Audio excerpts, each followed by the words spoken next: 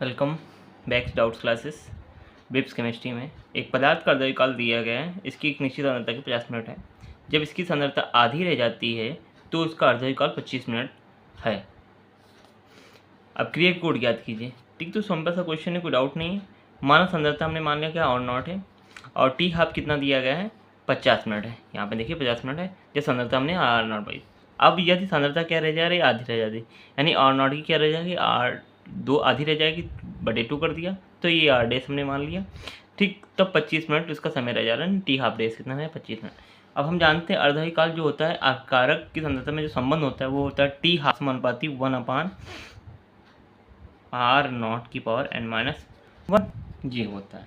तो देखो हम दोनों के लिए लगाएंगे, तो देखो क्या, t half upon t half dash equal to, देखो ये आएगा 1/r नॉट इसके लिए, ये नीचे आ जाएगा n-1, और इसका आएगा r नॉट डेज की पावर n-1। तो अगर हम इसको ऐसे लिखें, t half upon t half dash equal to r naught dash upon r naught की पावर कितनी है, n-1। ओके, तो देखो वैल्यू पुट करो।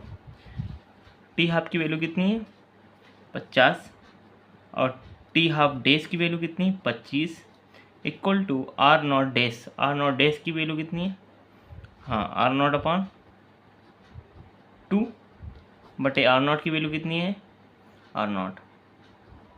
तो ये आर नॉट से आर नॉट कैंसिल हो जाएगा, n-1। ओके, क्लियर है। 25 से कम 25, 25 दूना 50, 2 बराबर क्या होगा, 1/2 की पावर n-1।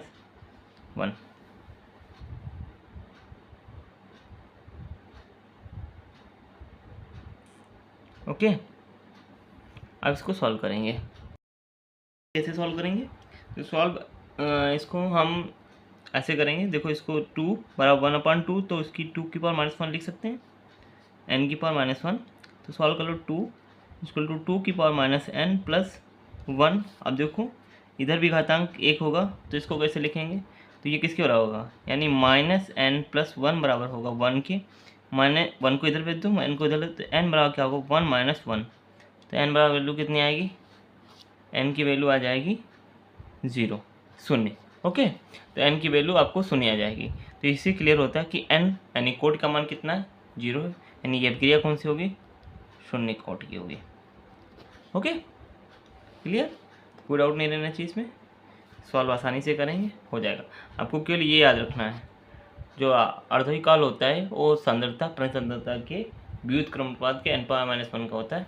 अब n अगर यहाँ शून्य कोट है तो 0-1 होगा, 1 आएगी। ठीक है, तो n की वैल्यू शून्य होगी तो 0-1, तो यानी r नॉट की पावर -1 होगा।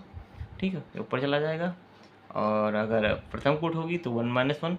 ठीक, तो वो आप रखते जाएंगे, जैसे वैसे सॉल्व होता जाएगा।